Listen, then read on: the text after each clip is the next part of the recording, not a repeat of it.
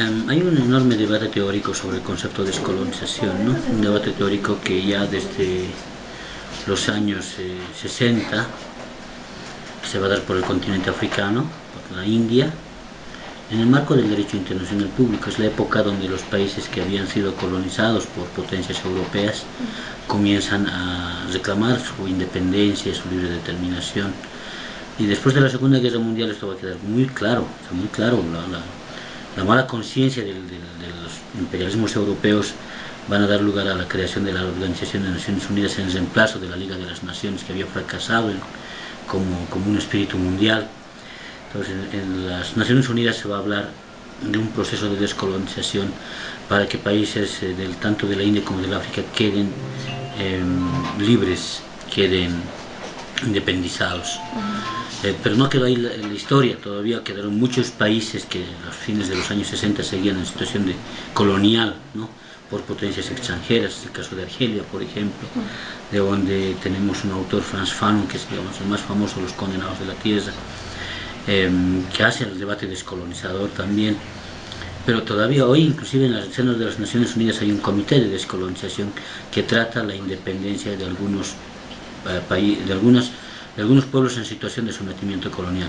El caso de los saharaui, por ejemplo, muy cerca de España, ¿no? Pero este es un primer debate, un primer escenario en derecho, en lo que podemos llamar el derecho internacional público y el concepto de descolonización en ese lenguaje, en el lenguaje del derecho internacional público, que hace referencia básicamente a la libre determinación de países que han estado sometidos a situación colonial.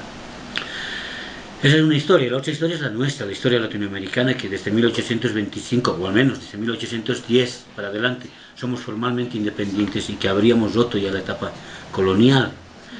Pero eso es un imaginario falso, porque la colonialidad o el colonialismo interno se ha dado diversas formas para trasuntar, para pasar del proceso colonial español, o sea, la sujeción a una metrópoli, a un proceso colonial interno, de donde los hijos de los criollos como hijos de los españoles comienzan a manejar el país, los estados, Ecuador, Perú, Colombia, Chile, Argentina, Paraguay, ¿no? O sea, lo que hace la república, lo que hace la independencia es agarrar todo el endemiaje colonial, las prácticas coloniales institucionales, modelos de vida, formas de vestimenta, incluida la dieta, la parte de dietética, y lo trasladan hacia la república, ¿no?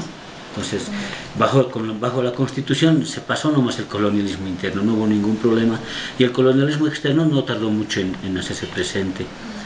Simón Bolívar ya hace referencia a eso cuando solicita que las antiguas audiencias y cabildos se conviertan en cortes y juzgados. O sea, cambia la semántica de las cosas, pero no cambia las cosas.